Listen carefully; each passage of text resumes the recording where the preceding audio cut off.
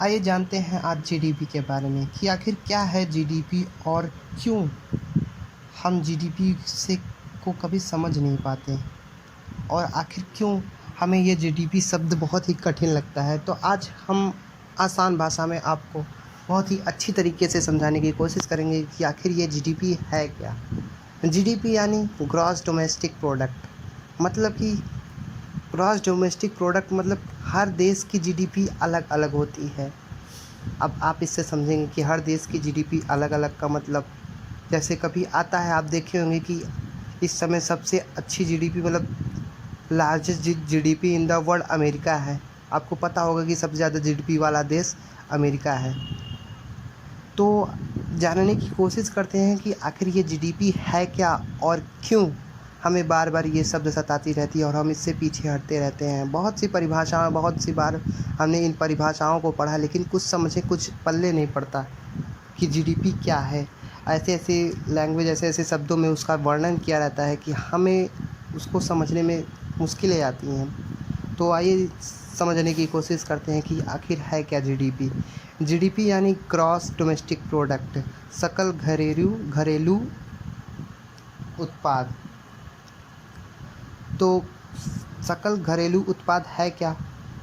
आपका ये जीडीपी होता है कि आपका जो कोई भी मतलब आपके देश में एक वर्ष में जितने प्रोडक्ट्स बनाए जा रहे हैं, उनकी पूरी कीमत क्या है, उनके बनाने की कीमत और परचेजिंग यानी ख़रीदने की कीमत क्या है। एक देश में कितना ख़रीदा और बनाया गया, मतलब एक वर्ष में कितना ख़रीदा और बनाया गया वह प्रोडक्ट, और वही आपकी पूरी बनाने और किसी भी प्रोडक्ट को बनाने और ख़रीदने की जो प्रक्रिया होती है वही आपकी जीडीपी कहलाती है। मतलब कि एक वर्ष में। और ये भी जान लेते हैं कि कोई भी देश, किसी भी देश की जीडीपी कम क्यों होती है और किसी भी देश की जीडीपी ज़्यादा क्यों होती है।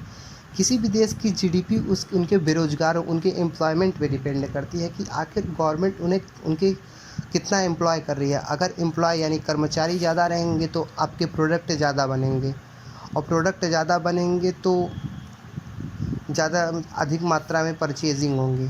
अधिक मात्रा में परचेजिंग का मतलब यदि आपका हर चीज़ मतलब सभी औद्योगिक क्षेत्र, सभी कंपनियां चालू रहेंगे तो लोगों का काम भी बहुत अच्छी तरीके से चलेगा और उसको ख़रीदने योग्य भी रहेंगे। अगर किसी भी देश में कभी भी कोई कंपनियां बंद रहती हैं तो वहाँ से लोग बेरोज़गार होने लगते हैं। बेरोज़गार जब होंगे तो उनके पास पैसे नहीं होंगे, और जब पैसे नहीं होंगे तो उस चीज़ को हम ख़रीद नहीं सकते, और जो बेरोज़गार हो रहे हैं वही व्यक्ति बना रहे हैं किसी भी प्रोडक्ट